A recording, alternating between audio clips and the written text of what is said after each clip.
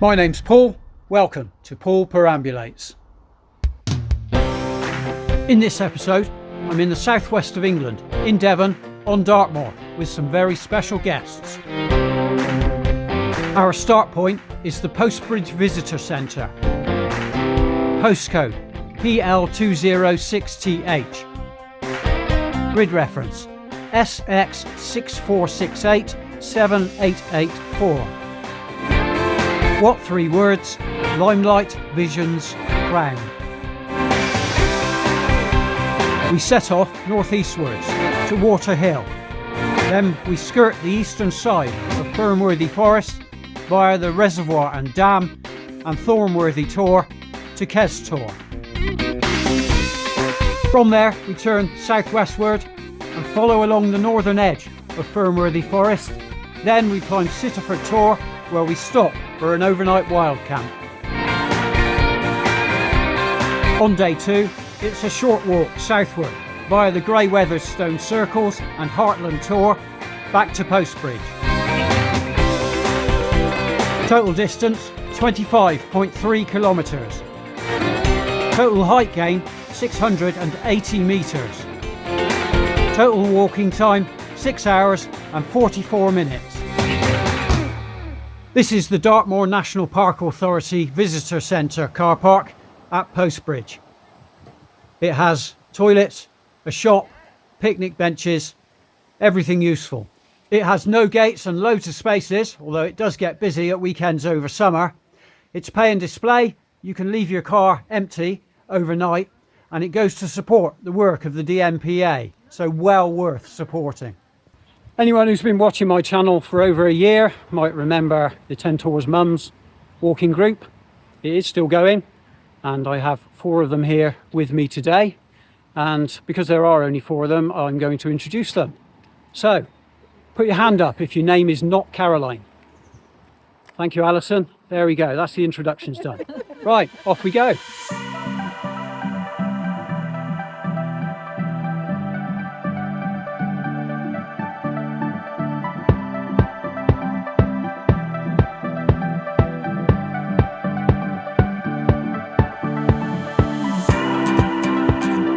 I wasn't kidding back there in the car park.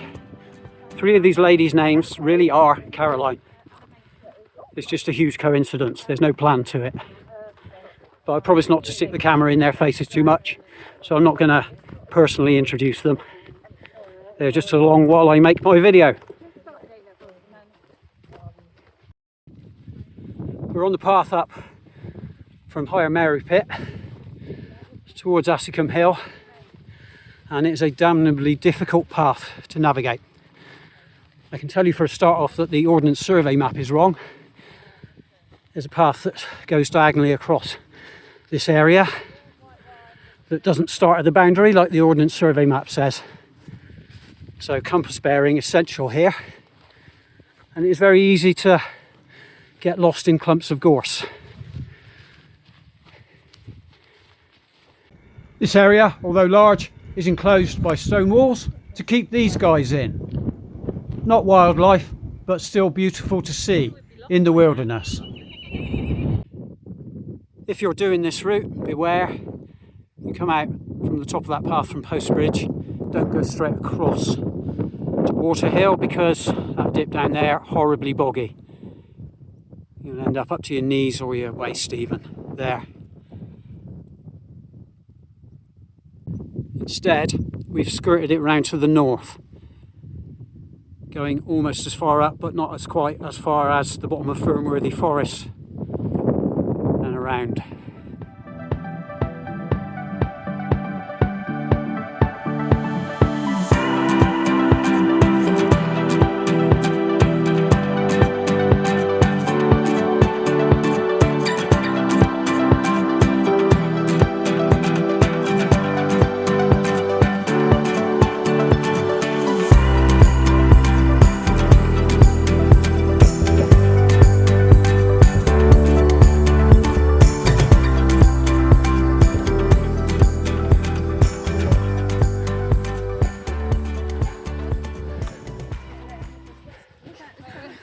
Here we are, Water Hill.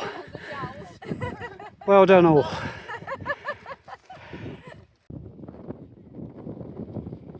Looking around to the south, rather a lot of low cloud, but we can still see Sittaford Tor and Riders Hill.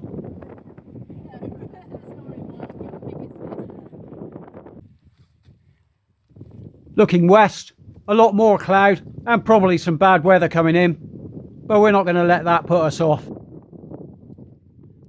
The navigation from Water Hill down to Fernworthy Reservoir is really not difficult at all. There's a nice straight path, and you have Kes Tor, if you can see it, up on the hill in the distance as your marker that you can just go towards.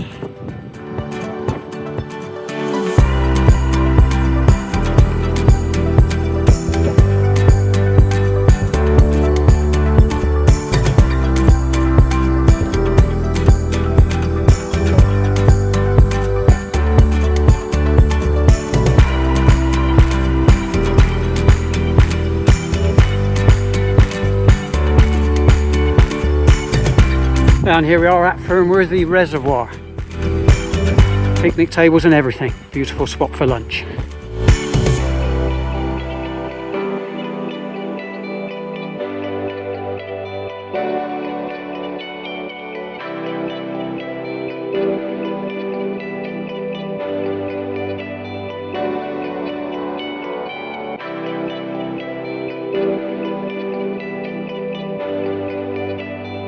On our way after lunch and about to go round behind the dam.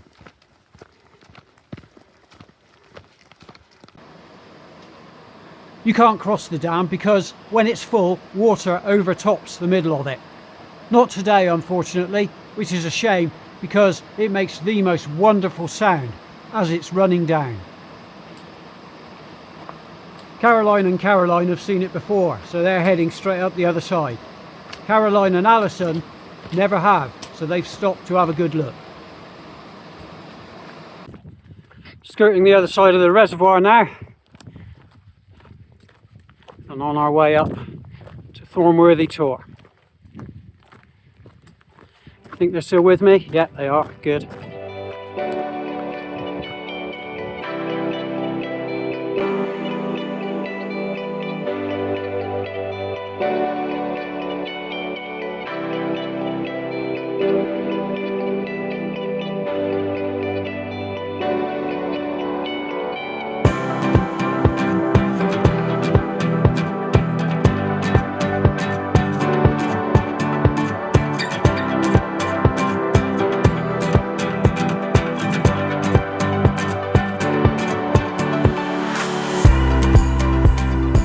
Coming up now on Kes Tor.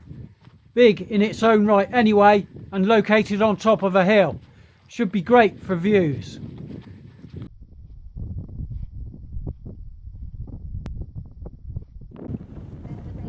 Extremely windy up here, but excellent views of East Devon.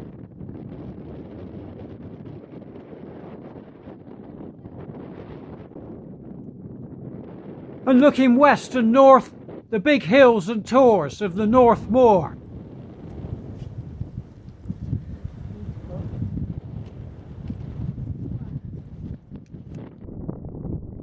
A great spot for a navigation conference.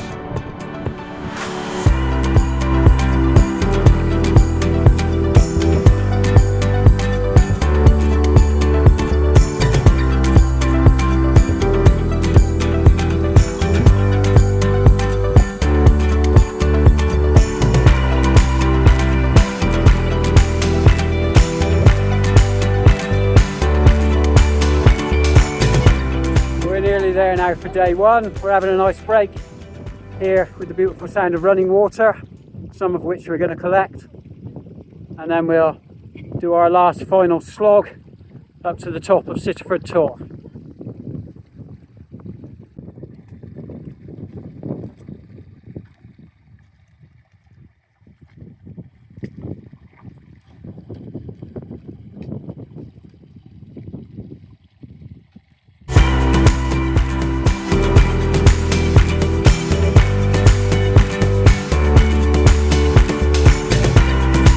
Nice big stile to climb in Sittaford Tor, don't we?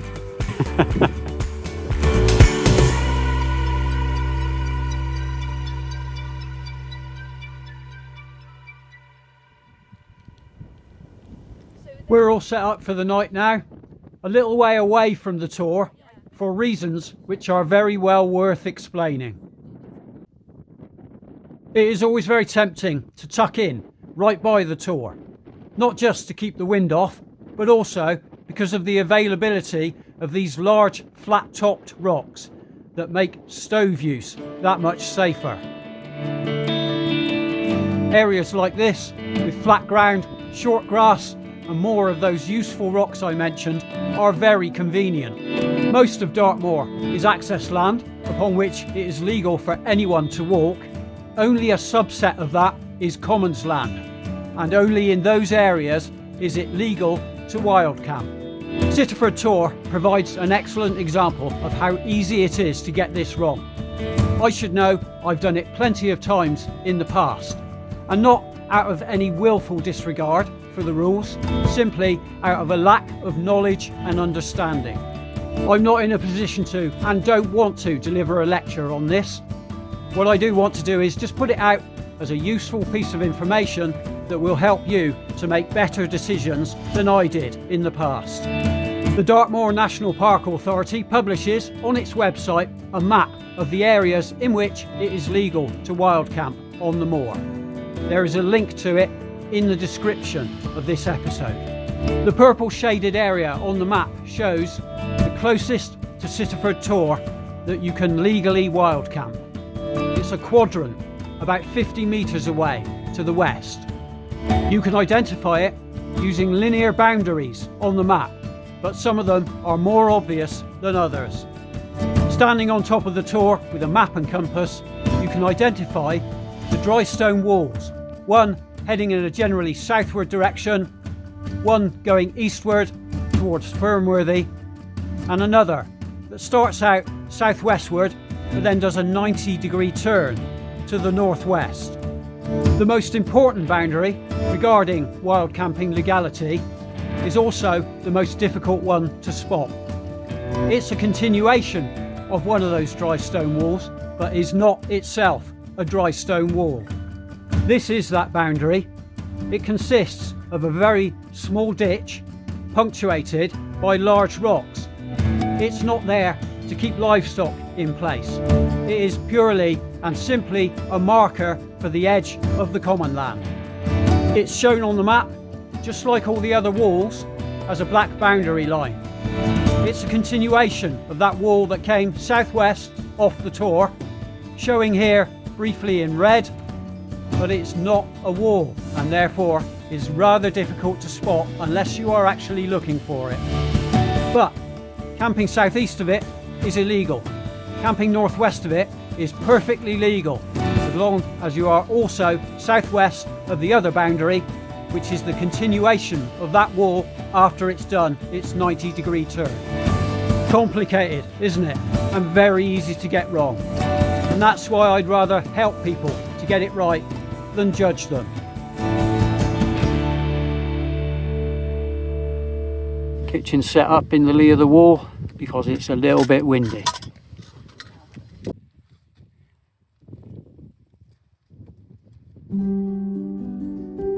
Not exactly clear skies tonight, but I'm still getting a great view over East Devon beyond Fernworthy Forest.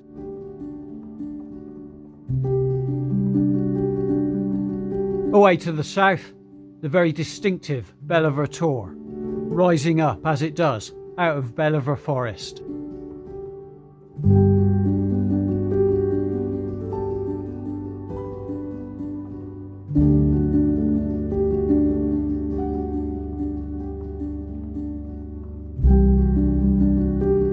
Looking north and west over the main part of the North Moor, there's plenty of low cloud, but I can still see most of it.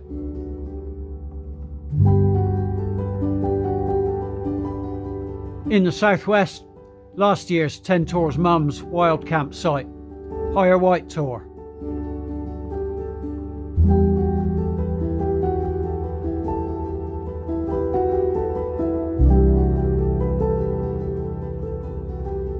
There's a big bank of cloud across the western horizon, so we're not going to get quite the full sunset behind Quintin's man.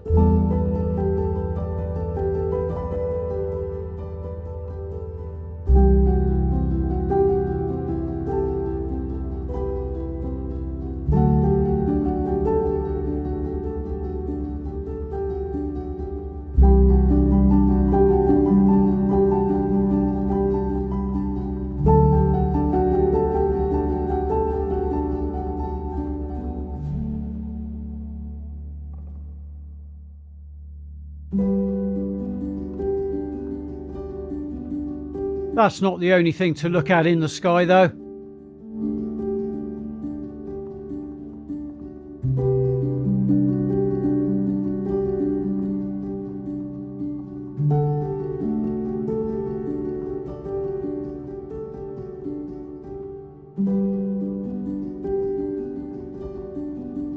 We may or may not get a sky full of stars to sleep under, but we definitely do have a beautiful half moon.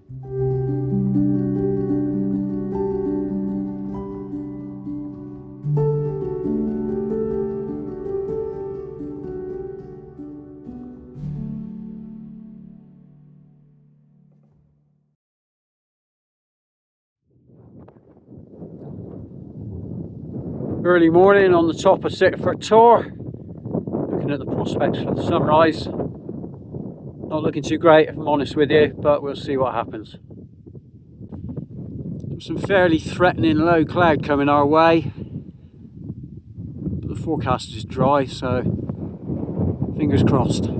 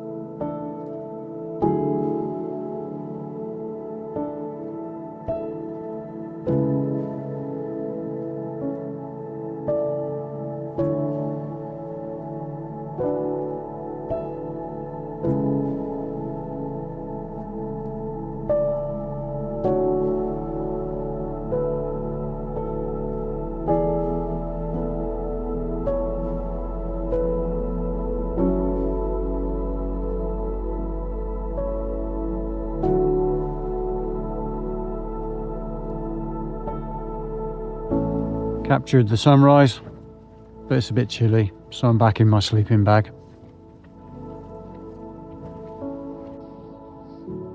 Well, everybody's up and about. We're all hale and hearty and in good spirits, aren't we? Oh, yes. And I got my first coffee of the day, so all is right with the world.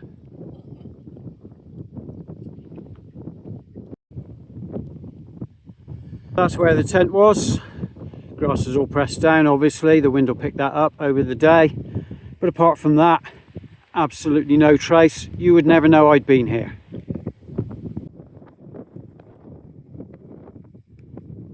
Looks like everybody else is ready now, so we're about to set off for the day.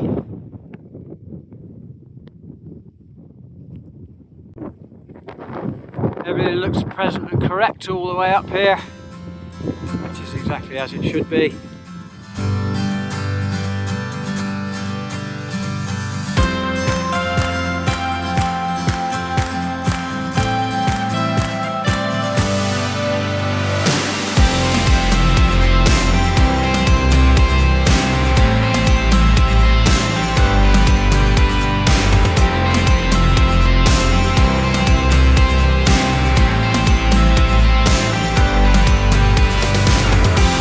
Arriving now at Grey Wethers, twin prehistoric stone circles, the centres of which are aligned north to south.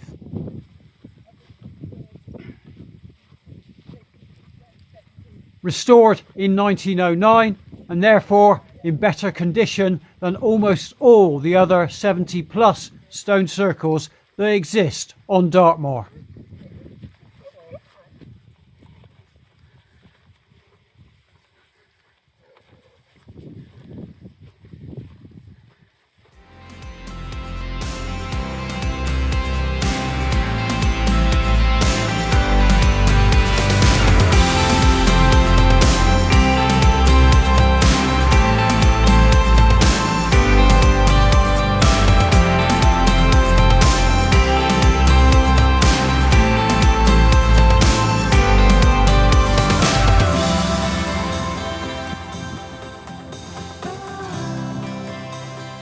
yeah, they are cute. Shouldn't offer them human food though, it's not good for them.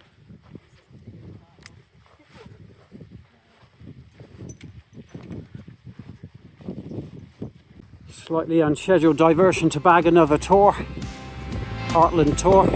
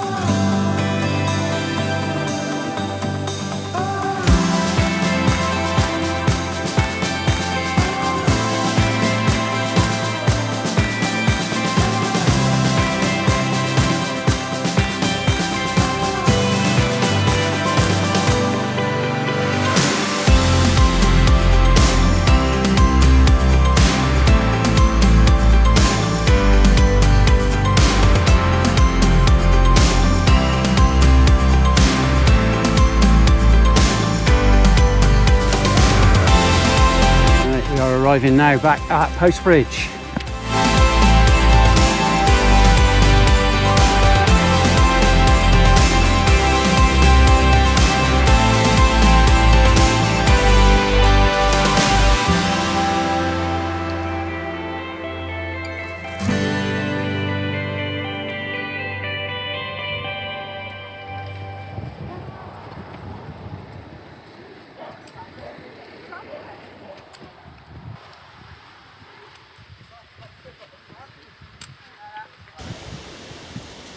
We're back at Postbridge Visitor Centre. We've had an absolutely excellent couple of days. The weather might not have been absolutely everything that we asked for, but equally it didn't stop us. That course I've covered most of already on the channel. Difficulty wise, its Dartmoor has to be at least 5, perhaps a 6 I would say, but the course not too long, not seriously challenging, the navigation not that difficult. The main thing about it was the wild camp, and in particular talking about where you can and can't camp on Sittaford Tor, which extends to any other tor on the moor. You need to know where you can legally camp, because there are people who would take away our right to wild camp, and we must do everything that we can not to give them the ammunition to be able to do that. So if you take anything away from this episode, please look up the Dartmoor National Park Authority website, which has a detailed map of where you can and can't camp, and then make sure you stick to those rules. All maps and 3D fly-throughs provided by kind permission of Ordnance Survey through their excellent OS Online application. I must express my sincere gratitude to the Dartmoor National Park Authority for permission to use the camping map, and the gratitude of the entire Dartmoor hill walking community for the fantastic work they do in maintaining the park and our right to camp in it.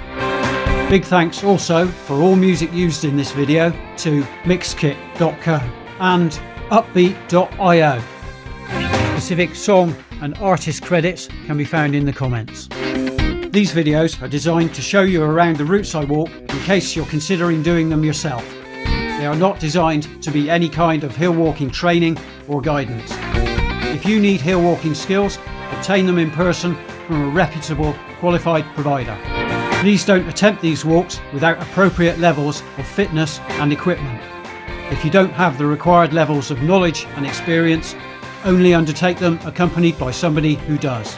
You can find out more about me and my background and experience at my website, paulperambulates.co.uk. I hope you enjoyed this episode of Paul Perambulates. If you did, please subscribe and share.